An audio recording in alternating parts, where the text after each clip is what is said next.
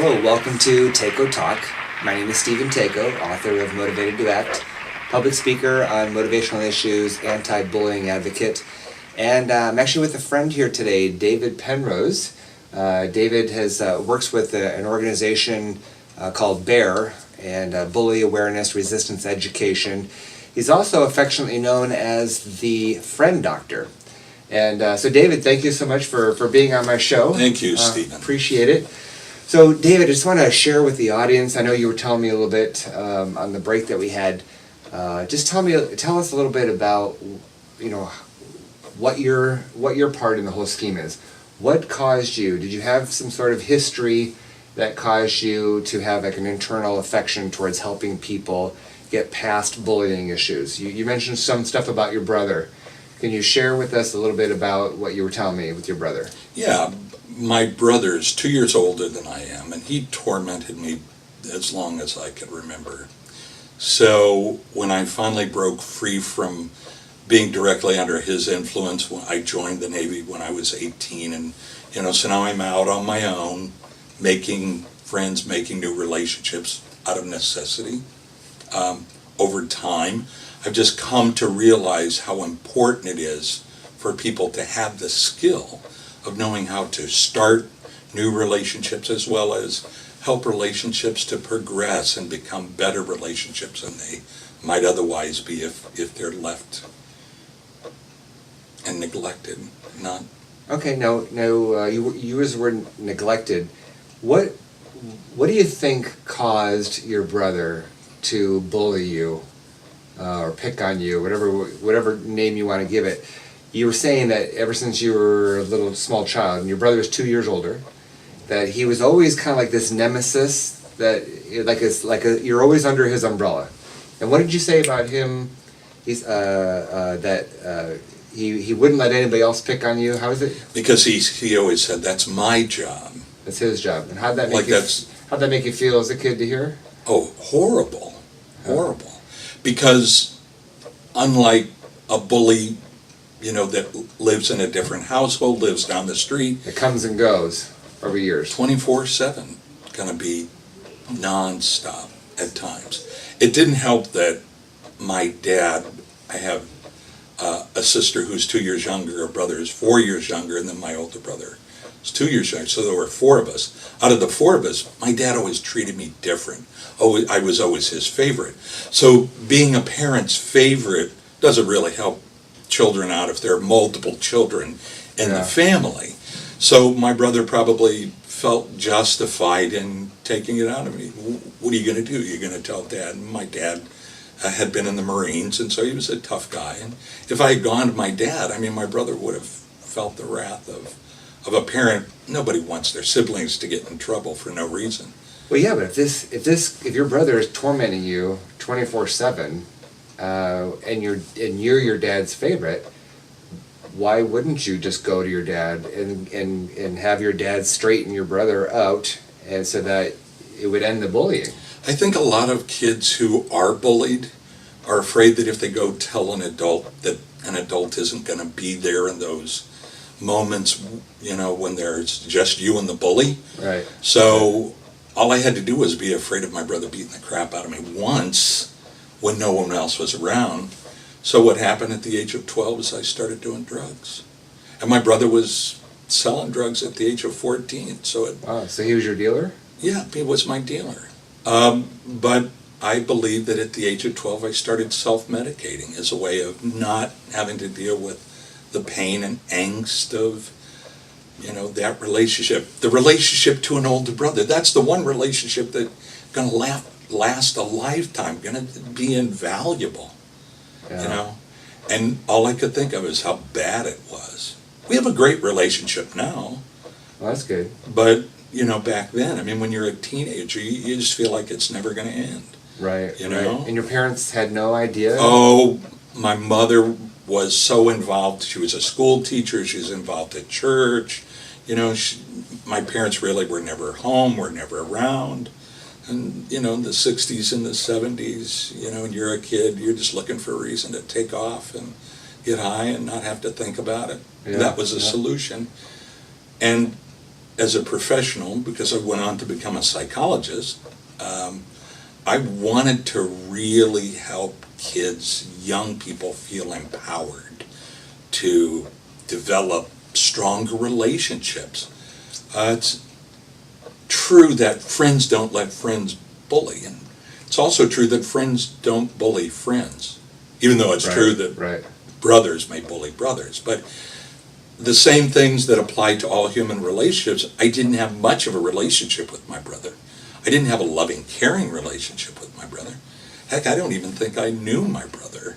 I didn't want to get to know him because he was a tormentor. No, it's just so. I didn't like my it's brother. It's so awful because you think about your siblings, and like you're saying, an older brother is somebody that you want to be there to help you. Like you can turn to them, you can say, "Hey, I'm having this issue," and your brother's going to defend you and be there for you. And look here, it sounds like your parents, your mom was all involved in the church, and the school and everything else, and didn't see what was going on in her own home, and the amount of pain that you were suffering from. Did your parents have any idea that you guys were into drugs? No. We had a little area behind the steps, and that's where I would always go and roll my stuff.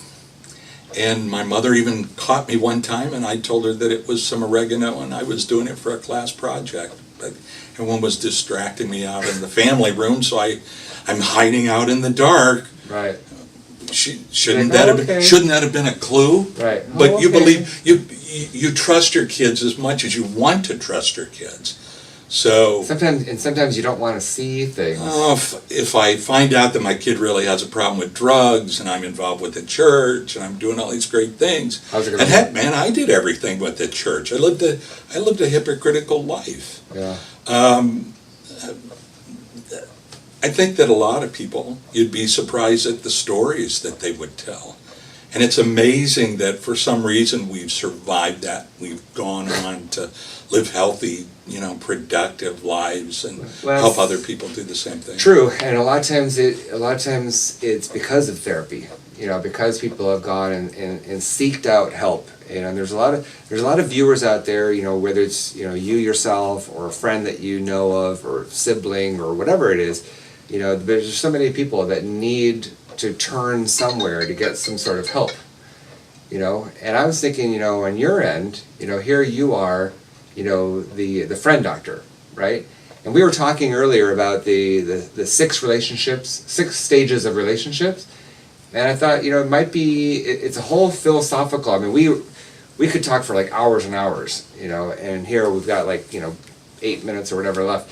But, can you share with our viewers what we were just talking about with the stages of relationship?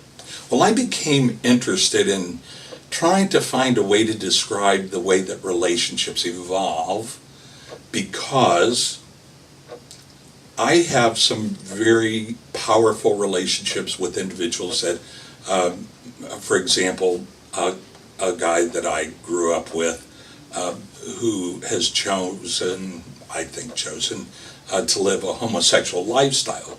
But I still love this person.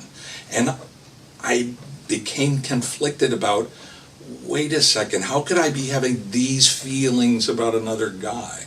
And then I realized, you know what? All relationships have to progress through a certain series of stages to be healthy. If they don't progress, or they go too rapidly, or you skip over a stage, the relationship feels less than right. It feels awkward. Mm-hmm. And the stages are, we go from knowing somebody to liking that person.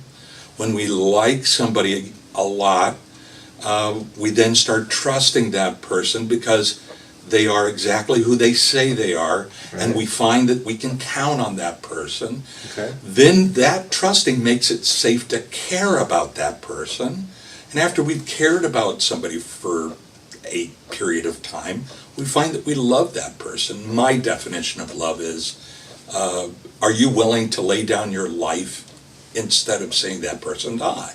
That's a pretty serious definition. Yeah. Easy to throw around the word, oh, I love you, man, I love you. Oh, sure. But really love, I mean, how many people do you think in your lifetime would you say that you really would lay your life down? 10?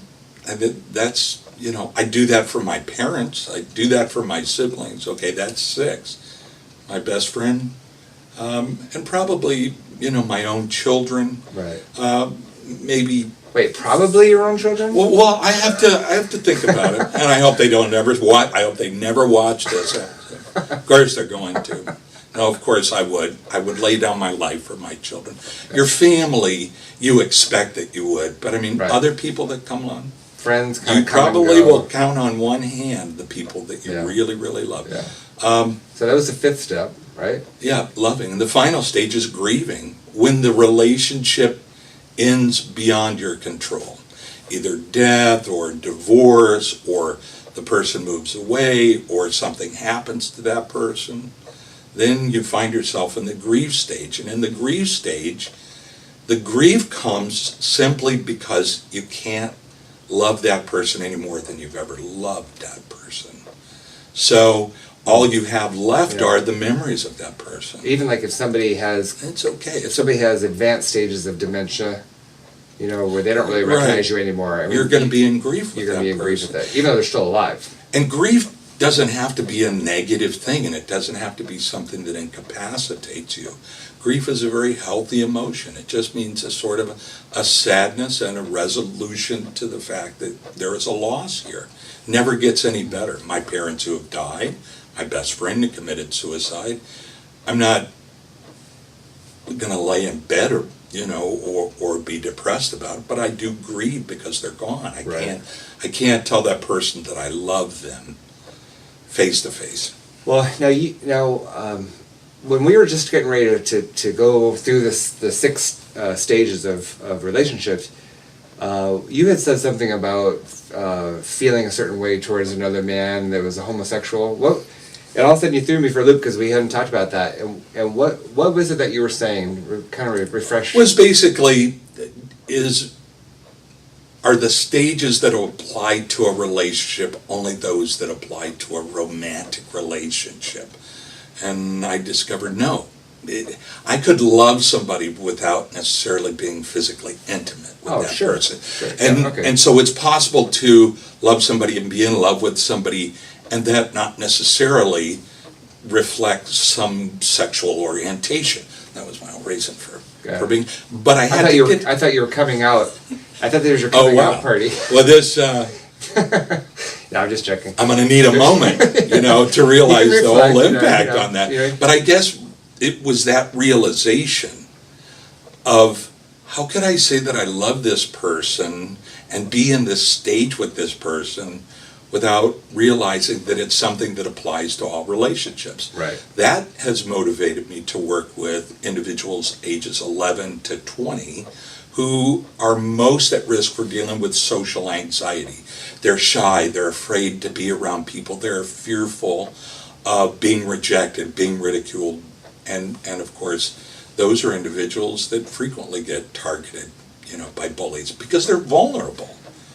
Right. Now if we've got a couple of minutes to wrap up actually, what kind of advice can you give to the viewers and to myself, as to, how can somebody go through the 6 stages of friendship that you're referring to? How can that help somebody overcome a lower self-esteem? And I'm just trying to kind of tie the two in here, for the show, to see, where people can overcome being shy, like you were just talking about. And we know that if somebody is shy, they have a low self-esteem, they're not out there making friends very easily. So if they understand the development of friendships, maybe that'll help them be a little bit more confident in themselves. Is that right? It is right. I do a thing called speed friending, how to become somebody's friend really quickly. And there's 2 secrets there are. First of all, you have to use a word that is the person's favorite word. And second, you have to be able to talk about their favorite subject. Well, guess what that is? Their favorite word's their name. And their favorite subject is themselves. So if you know somebody that's having problems making friends, meeting new people, teach them the secrets. What's your name? And when you get them to ask people questions that are more than just yes or no questions. So David, when we're talking, doesn't it? It does. It feels good when all of a sudden somebody reassures that they're using your name. There have been scientific studies that show that when a person's name is used and when they talk about themselves, there's a release of endorphins in the brain, which is the feel good. And now all of a sudden that person feels good in your presence. And that's a fantastic way to make friends. It feels like we've known each other for a long time, doesn't it, Yeah, Stephen? it does. Because it sure does, David. Thank you, Stephen. You're welcome, David Penrose. By the way, my brother's name's Stephen, so I With still a PH? have With PH or V? PH. Oh, yeah, that's like So I me. still have issues. Yeah. But hey, thanks for having me on your show. Yeah, well, thanks for being on the show. Appreciate it. And you guys, thanks so much for tuning in to Tako Talk, and we'll see you real soon.